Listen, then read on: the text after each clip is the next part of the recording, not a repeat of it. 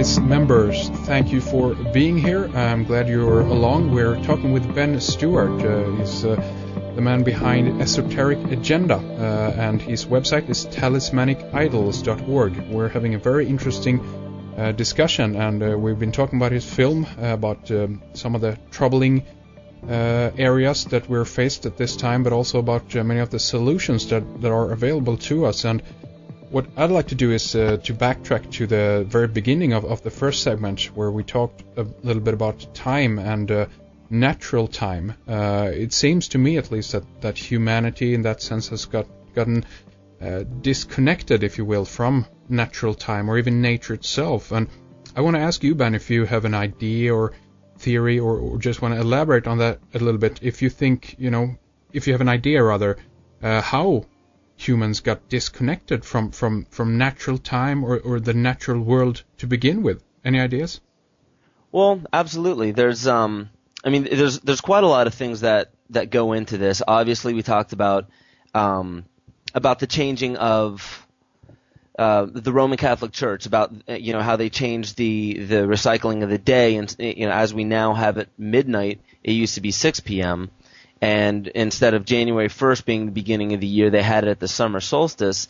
That right there, in a little bit of a symbolic way, shows the way that we have it now is you start in the in the nighttime. Say the day is the nighttime, representing the feminine, and moving away from that. So what we really have is a suppression of the feminine. And if you understand what the left brain and the right brain truly represent, the right brain has the feminine qualities. That hemisphere really harbors the creative, the artistic, the imaginative side, and then you have the left brain that is really a lot more linear, and that involves the time paradox. Is what it does is it's also the language, it's the facts, the figures, the numbers, and a push away from the more right brain into the left brain is kind of what we're talking about here with the departure from natural time, because time in itself obviously is a part of nature.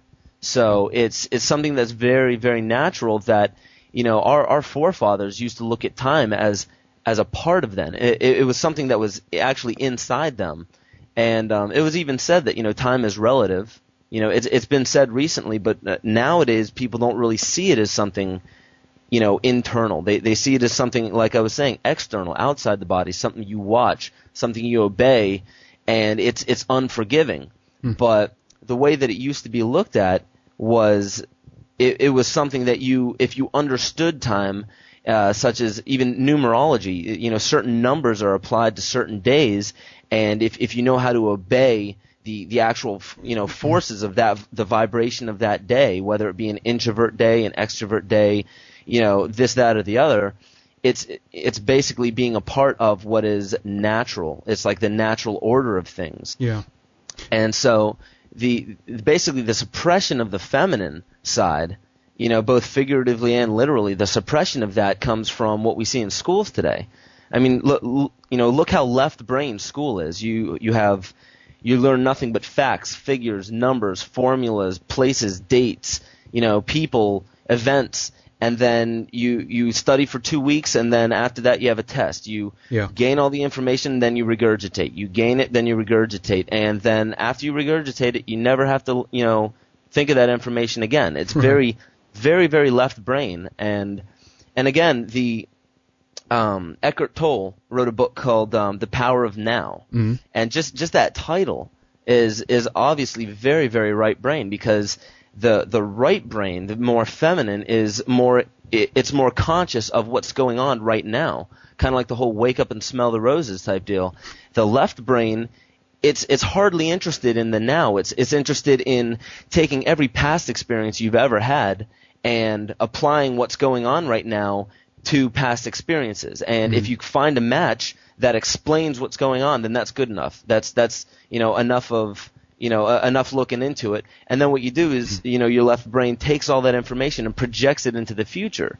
So, that's how you see people nowadays. I mean, everyone's subjected to it. Everybody is either, regretting something they did in the past or worrying about something that's coming up in the future, but they don't actually stop and look around and say, wow, it's kind of peaceful in this moment right now. So that's kind of, that kind of shows a little bit of the departure from natural time, kind of showing that, it's really all about just being conscious and aware in the time frame that you are right now, and what's going on and how you feel. Because in a lot of ways, think about how little we stop to wonder how we're feeling on the inside. Really, generally, we're worried about, what time we're going to make it to that business meeting, what time we need to eat, and think about that. Just throughout the day, we don't eat when we're hungry. We don't go to sleep when we're tired. We go to sleep when we know we need 8 hours of sleep for work the next day. Right. We eat when we have a lunch break. We make a phone call when we have a snack break. We have cigarette breaks here and there and everywhere, and it's very rigid, and it's something that's set up and something very inorganic. So again, just the routine is pushing us away from natural law, and a lot of the ways it's very hard to get away from that, because not all of this is insidious, and that's really, it's not like an evil plot by specific people, like we were talking about before. What it really shows is that we allow these things to happen on a large scale. Like what's going on within us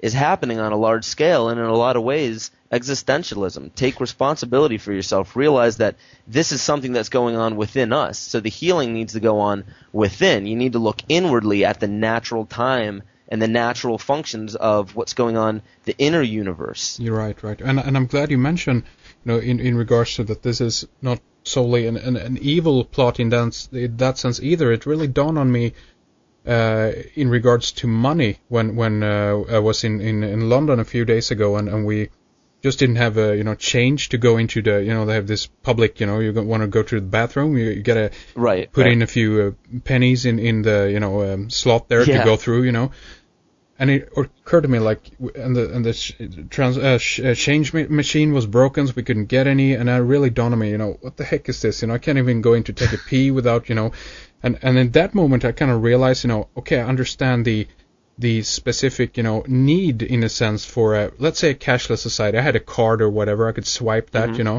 and I understand that there is a need for what I would refer to as kind of the administration of the society. We have, a city like London, we have, several million people, 11 or 9, whatever it is, living there, so many millions of people, and there's a function there, and I understand that, and we need to, it needs to be a certain kind of order in there too. But again, it's about the balance on all these things, how it can be used in a negative way at the end of the day, but it also is a function there for it, a purpose for it, a place and time.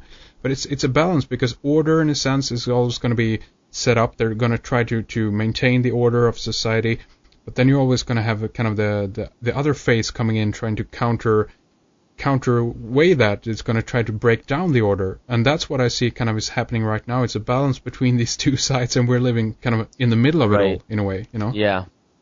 Oh, absolutely. Yeah, and it's, with you mentioning that, I don't know, it gets really relevant right now in what's going on with, what we were just talking about, just like the way that, you couldn't, go and use the bathroom without, some change in your pocket and everything like that. But this is, it's something that, obviously, it's another natural function. Sure. And it's something that, in a lot of ways, the way things are set up right now, I don't think people really realize how unnatural their lives are truly being lived. I mean, I think it was just the other day when I was, when I was traveling, I was, stopping at a gas station to pick up something to eat, and you realize that almost everything you eat is somehow packaged, processed, preserved in some way, and it's, how far we've come from eating natural foods, breathing natural air, drinking natural water, without, fluoride additives, the fluoride, and pretty much, how far we've come from just putting natural things in our body. Even getting back to what we were saying, natural sound. Yeah. How important actual natural organic sound is to our bodies. Right. Because that actually brings me back into the whole what we were talking about with the original solfeggio that Dr. Leonard Horowitz was talking about. Mm-hmm. Tell me what the purpose would be of changing the standard tuning of the modern musical scale from 432 tuning to a 440 tuning. I mean, it's just a slight little change, but I think it was in Europe, like Italy, I believe it was, opera singers were begging to have this scale changed back to 432 scale because 440 was thrashing their vocals. So what's this saying? Could it be that the body responds more naturally to the natural 432 scale? And why was it slightly perverted? Just 8 cents higher. Why was it slightly perverted like that? I've heard that there is a correlation between the 440 and actually the Great Pyramid. That there is a ratio going on there between 440 and there's a whole structure, around 440. Oh, absolutely. Karl Monk had a lot of information on that. Right. A lot of the historical sacred structures are globally positioned around music notes. Karl Monk, in his website and a lot of his work goes very deep into that. Edgar Cayce stated that the pyramids were based on song. I think it was Peter Tompkins showed that the orbits of the planets they synchronize perfectly with musical notes, and even the distance between the planets to one another have significance on a musical scale. There was a film by James Furia that's called Geomusic.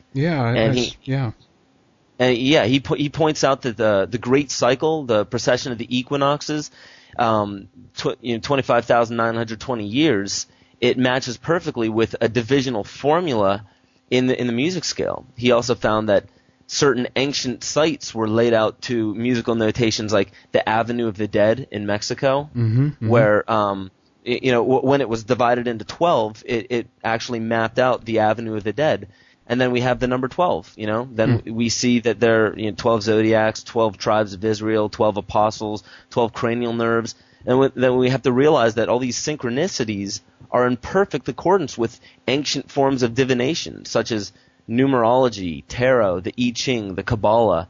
The I Ching from thousands of years BC used a series of 64 hexagrams. Right. And just as there are 64 codes in the DNA, Terence McKenna points that out, and he obviously made Time Wave Zero, the software that maps the it even fits the Fibonacci sequence, but the Time Wave Zero, where it maps points of novelty throughout history, and then the shorter segments that map the same points of novelty.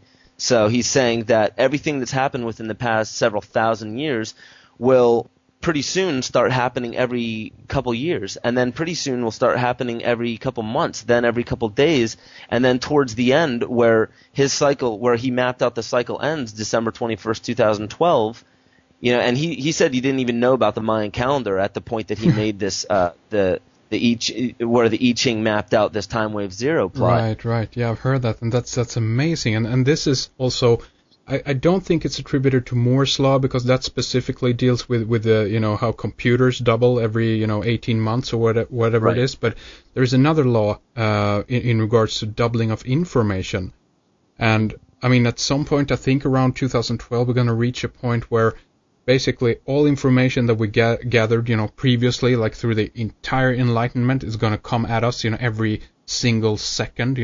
Right, that much information is going to be gathered, and at that point, I think things might potentially really be unknown, because people have talked about that beyond 2012, in that sense, that is some people call it a singularity because of information, right. or even technological singularity. But anyway, when we pass through that time, maybe things will become so weird, if you will, on the other side, because we're accumulating all this information all the time, and depending on what we do with that information, that potentially could change us so much. So there's definitely something very interesting going on in regards to what you just mentioned with the Time Wave Zero, and potentially what could happen.